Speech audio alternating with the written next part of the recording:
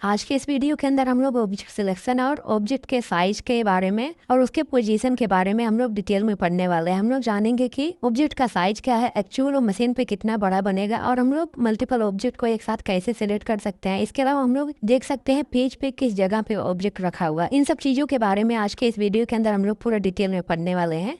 सबसे पहले हम लोग यहाँ पे कुछ भी ऑब्जेक्ट बना लेते हैं। एग्जाम्पल के लिए मैं यहाँ पे रन टूल ले लेता हूँ। क्लिक करके रन टूल के बारे में हम लोगों ने पिछले वीडियो के अंदर पढ़ा हुआ था। मैं यहाँ पे इस तरीके से एक ऑब्जेक्ट बना देता हूँ। मैं खाली एग्जाम्पल के लिए एक इस तरीके का ऑब्जेक्ट बना रहा हूँ। आप लोग भी दबाकर एक प्रीव्यू में आ जाएंगे, दिखाई देगा। सबसे पहले हम लोग इसके साइज के बारे में देख लेते हैं। ऑब्जेक्ट को हम लोग सिलेक्शन टूल से सिलेक्ट करेंगे। यहाँ पे आ जाएंगे, क्लिक कर देंगे, सिलेक्शन टूल है, ये ऑब्जेक्ट सिलेक्ट हो जाएगा। उसके बाद हम लोग यहाँ पे देखेंगे राइट साइड में नीचे के साइड देखेंगे एक इस तरीके से बॉक्स बना हुआ है, जिसके अंदर सबसे पहले यहाँ पे पोजीशन एक्स और वाई में दिया हुआ है। उसके बाद में देखेंगे यहाँ पे विड्थ और हाइट दिया हुआ है एक्स और वाई में। उसके बाद में यहाँ पे परसेंटेज में चीज़ें दी हुई है। हम लोग यहाँ से साइज को परसेंट में भी कम कर सकते हैं। उसके अलावा यहाँ पे हम लोग परफेक्ट माप दे करके किसी भी ऑब्जेक्ट का साइज दे सकते हैं। उसके बाद में हम लोग यहाँ पे पोजीशन चेंज कर सकते हैं। यहाँ पे जो पहला वाला है पोजीशन है, पेज पे या किस जगह ऑब्जेक्ट रखा हुआ है। यहाँ पे हम लोग देखते हैं इसका सेंटर पॉइंट क्या होता है। यहाँ पे देख रहे होंगे एक रेड कलर दिखाई दे रहा है, ये सेंटर पॉइंट होता है पूरे पेज का, या सेंटर पॉइंट होता है। अगर हम लोग जो भी ऑब्जेक्ट यहाँ पे बनाएंगे बिल्कुल सेंटर में बनेगा। इसके बाद देखेंगे यहाँ पे इसका पोजीशन है। अगर हम लोग यहाँ पे इस वाले को 0 कर देते हैं, एक्स वाले को, तो बिल्कुल यहाँ पे सेंटर में आ जाएगा ऑब्जेक्ट। अगर हम लोग वाई वाले में भी 0 कर देंगे तो ये दोनों तरीके से सेंटर में आ जाएगा। इधर से भी जितनी दूर पे है उधर से भी उतनी दूर पे है, बिल्कुल ये सेंटर में आकर के बैठ चुका है। इसके अलावा यहाँ पे इसका विड्थ और हाइट दिया हुआ है। अभी यहाँ पे देखेंगे विड्थ और हाइट mm में दिया हुआ है। यहाँ पे देख रहे होंगे लिखा है mm, इसके सामने भी mm लिखा हुआ है। इसका मतलब ये जो साइज है वो mm में है। यहाँ पे हम लोग इसका मैनुअल साइज टाइप कर सकते हैं। जैसे मैं यहाँ पे 50 लिख देता हूँ, नीचे वाले में भी ऑटोमेटिक उसी प्रोपोर्शन में चेंज हो रहा है। हम लोग यहाँ पे एंटर कर देते हैं। अभी यहाँ पे जो ऑब्जेक्ट बना हुआ है इसकी विड्थ 50 है और हाइट 170 है। इसके अलावा हम लोग इंडिविजुअली एक एक को भी चेंज कर सकते हैं। यहाँ पे देख रहे होंगे एक लोग बना हुआ है, इसको हम लोग यहाँ से हटा देंगे इस तरीके से। उसके बाद हम लोग यहाँ पे जो भी वैल्यू देंगे एक्स का अलग और वाई का अलग दे सकते हैं। अभी मैं यहाँ पे एग्जाम्पल के लिए इसका 50 देता हूँ, और नीचे वाले में हम लोग कुछ और देना चाहते हैं, जैसे मैं 80 दे देता हूँ। एंटर करेंगे, इस तरीके से देख रहे होंगे इसका विड्थ और हाइट उसके अनुसार हो गया। अगर हमें और छोटा करना हम लोग यहाँ पे और छोटा कर सकते हैं। इसके अलावा हम लोग यहाँ पे परसेंट में भी इसको बड़ा और छोटा कर सकते हैं। जैसे मैं यहाँ पे अगर इसको आधे साइज में करना चाहता हूँ, अभी देख रहे होंगे यहाँ विड्थ के अंदर 50 लिखा हुआ है। अगर हम लोग इसको 50% कर देंगे, यहाँ पे ऑटोमेटिक ये 25 हो गया। उसके बाद अगर हाइट में भी हमें करना होगा तो हम लोग यहाँ पे 50% कर सकते हैं या कुछ और कर सकते हैं। जैसे मैं यहाँ पे 40 करके इंटर कर देता हूँ। ये विड्थ और हाइट परसेंट में हम लोगों ने कम कर दिया। और हम लोग यहाँ से इसके पोजीशन को चेंज कर सकते हैं। जैसे मैं यहाँ पे इसको 50 mm खिसका के रखना चाहता हूँ, तो यहाँ पे हम लोग 50 लिख करके इंटर करेंगे। ये सेंटर से 50 mm आगे के साइड खिसक गया है।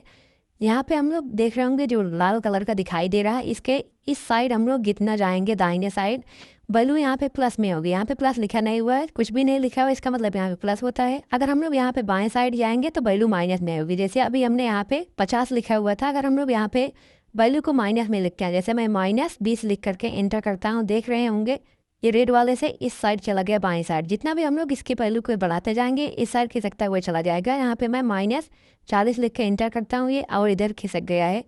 सेम उसी तरीके से हम लोग इसको ऊपर भी खिसका करके रख सकते हैं।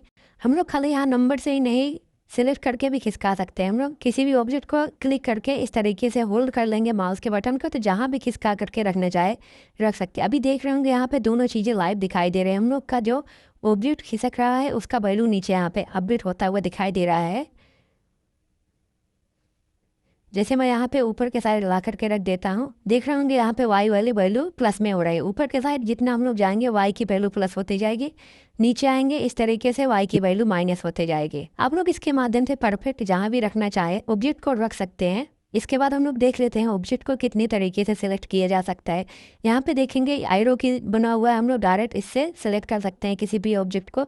अगर हमें अनसिलेक्ट करना है तो हम लोग इसके बटन दबा सकते हैं, या फिर हम लोग माउस के बटन को बाहर क्लिक कर देंगे और अनसिलेक्ट हो जाएगा इस तरीके से। यहाँ पे मैं कुछ और ऑब्जेक्ट बना लेता हूँ फटाफट से। हम लोग कई ऑब्जेक्ट को एक साथ किस तरीके से सिलेक्ट करते हैं, कई ऑब्जेक्ट पे किस तरीके से काम करते हैं, इनके बारे में भी हम लोग यहाँ पे डिस्कस कर लेते हैं। मैं यहाँ पे रैंडम कुछ भी शेप बना रहा हूँ, आप लोग यहाँ पे मान के चलिएगा कि यहाँ पे कुछ डिजाइन बना हुआ है, हमने यहाँ पे इतनी चीज़ें बना ली है।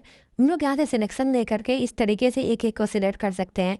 इसके अलावा अगर हमें मल्टीपल ऑब्जेक्ट को सिलेक्ट करना है तो हम लोग कीबोर्ड के अंदर कंट्रोल बटन को दबा लेंगे। कंट्रोल बटन को दबा करके जहाँ जहाँ जा करके क्लिक करते जाएंगे, जिस ऑब्जेक्ट पे वो सिलेक्शन के अंदर ऐड होता जाएगा। अभी यहाँ पे देख रहे होंगे 3 ऑब्जेक्ट ऐड हो चुके हैं। जो हमारे यहाँ पे ग्रीन दिखाई दे रहा है वो अनसिलेक्टेड ऑब्जेक्ट है। जो यहाँ पे पिंक कलर का कुछ इस तरीके से दिखाई दे रहा है वो सिलेक्टेड है। हम लोग यहाँ पे इस तरीके से क्लिक करके इसके अंदर ऐड कर सकते हैं।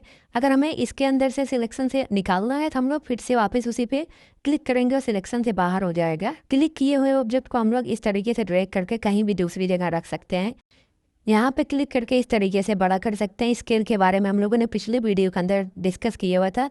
हम लोग चाहे तो यहाँ वैल्यू लिख करके बड़ा कर सकते हैं या फिर इस तरीके से ड्रैग करके कर सकते हैं। इसके अलावा हम लोग इसको रोटेट भी कर सकते हैं। मल्टीपल ऑब्जेक्ट को एक साथ हमने सेलेक्ट किया हुआ, इसको रोटेट भी कर सकते हैं। क्लिक करेंगे वापस से उस पर इस तरीके से रोटेशन वाला आ जाएगा, हम लोग इसको रोटेट कर सकते हैं। इसके अलावा हम लोग अगर कई ऑब्जेक्ट को एक साथ में सिलेक्ट करना चाहते हैं तो क्लिक करके इस तरीके से ड्रैग करेंगे, बुक्स के अंदर जितनी चीज़ें आएगी वो सिलेक्ट हो जाएगा। इसके अलावा हम लोग शिफ्ट दबा के भी सिलेक्ट कर सकते हैं। जैसे हमने यहाँ पे इसको सिलेक्ट किया, उसके बाद शिफ्ट दबा के इस तरीके से सिलेक्ट करेंगे तो एक लाइन में वो सारे ऑब्जेक्ट सेलेक्ट होते चले जाएंगे। एक के बाद एक जिस तरीके से बना होगा उसी क्रम में सारे ऑब्जेक्ट सेलेक्ट होंगे। उसके अलावा यहाँ पे देखेंगे सिलेक्शन के लिए बहुत सारे टूल दिए हुए हैं, इनका प्रयोग करके भी हम लोग सिलेक्शन कर सकते हैं। अभी के लिए मैं यहाँ पे क्लिक करके इस तरीके से ड्रैग कर देता हूँ, ये टूल बाहर आ जाएगा। आप लोग इस टूल को यहाँ पे रख सकते हैं, अपनी मर्जी के हिसाब से जहाँ चाहे रखना रख सकते हैं। मैं यहाँ पे खाली समझाने के लिए बता रहा हूँ इस टूल से किस तरीके से सिलेक्शन किया था। पहला वाला सिलेक्शन हमने देख लिया, उसके बाद में यहाँ पे देखेंगे फ्री हैंड सिलेक्शन है। इस पर क्लिक करके हम लोग इस तरीके से ड्रैग करेंगे। देख रहे हैं यहाँ पे एक ग्राफ जैसा बनता हुआ दिखाई दे रहा है। जो यहाँ पे एक ग्राफ बन रहा है इसके अंदर जो भी चीज़ें ऑब्जेक्ट आएगा वो सिलेक्ट हो जाएगा। यहाँ पे हमने किया लेकिन कुछ भी नहीं सिलेक्ट हुआ, क्योंकि इसके अंदर कोई भी ऑब्जेक्ट आया ही नहीं, इसलिए नहीं सिलेक्ट हुआ। हम लोग यहाँ पे लेकर के फिर से इसके अंदर इस तरीके से लाते हैं। यहाँ पे देख रहे होंगे 2 ऑब्जेक्ट इसके अंदर आ रहे हैं। हम लोग जैसे माउस के बटन को रिलीज करेंगे ये दोनों ऑब्जेक्ट सेलेक्ट हो गया है। सेम उसी तरीके से हम लोग इसका प्रयोग यहाँ भी कर सकते हैं। इस तरीके से ड्रैग करेंगे, जितना उसके अंदर आएगा वो सिलेक्ट हो जाएगा। यहाँ पे कुछ भी उसके अंदर नहीं आया, नहीं सिलेक्ट हुआ, इस तरीके से ड्रैग करेंगे, एक ऑब्जेक्ट आया वो सिलेक्ट हो गया। उसके बाद देख लेते हैं अगला वाला। यहाँ पे देखेंगे लिखा आ रहा है सिलेक्ट करंट स्टेज। हम लोग जो भी करंट स्टेज वाला ऑब्जेक्ट होगा उसको सिलेक्ट कर सकते हैं। जैसे मैं यहाँ पे क्लिक करता हूँ, देख रहा हूँ कुछ भी नहीं सिलेक्ट हो रहा है, क्योंकि इसका कर्सर यहाँ पे नहीं है। हम लोग इसके कर्सर को अगर ला देंगे तो वो सिलेक्ट हो जाएगा। यहाँ पे मैं इस तरीके से एरो की दबाता हूँ, हम लोग अब इस ऑब्जेक्ट पे आ गए। यहाँ पे देखेंगे इस तरीके से कर्सर इस ऑब्जेक्ट के अंदर है। कर्सर के बारे में हम लोग आगे डिटेल में पढ़ने वाले हैं, अभी के लिए हम लोग खाली इसको समझ लेते हैं। अगर हम लोग यहाँ पे अब क्लिक करेंगे, जैसे क्लिक करेंगे वो ऑब्जेक्ट सेलेक्ट हो गया। अगर हमारा कर्सर दूसरे ऑब्जेक्ट पे रहेगा वो ऑब्जेक्ट सेलेक्ट हो जाएगा। उसके बाद यहाँ पे पॉलीगॉन सेलेक्ट है, इस पर क्लिक कर देंगे। इस तरीके से हम लोग क्लिक करते हुए जाएंगे, जितने ऑब्जेक्ट को हम इसके अंदर कर देंगे उतने ऑब्जेक्ट सेलेक्ट हो जाएंगे। जैसे यहाँ पे इस तरीके से क्लिक करेंगे, इतना ऑब्जेक्ट इसके अंदर आया था वो सिलेक्ट हो गया है। उसके बाद में यहाँ पे पॉली लाइन सिलेक्ट ऑब्जेक्ट है, इसके माध्यम से हम लोग उस ऑब्जेक्ट को सिलेक्ट करेंगे जिसके ऊपर से ये रन गुजरता हुआ जाएगा। रन नहीं है, इस तरीके से एक लाइन बनता हुआ नज़र आ रहा है। जिस जिस ऑब्जेक्ट के ऊपर से जाएगा वो ऑब्जेक्ट सिलेक्ट हो जाएंगे। जैसे यहाँ पे इतने ऑब्जेक्ट के ऊपर आया हुआ है, अगर हम लोग इंटर करेंगे ऑब्जेक्ट सिलेक्ट हो गया है। ये रहा कुछ सिलेक्शन के बारे में। आप लोग यहाँ पे खुद से इसको ट्राई करिएगा अलग अलग टाइप से सिलेक्ट करने का। हम लोग बहुत बार बड़ी बड़ी डिजाइन बनाते हैं तो सिलेक्शन उसके अंदर बहुत सारा काम आता है।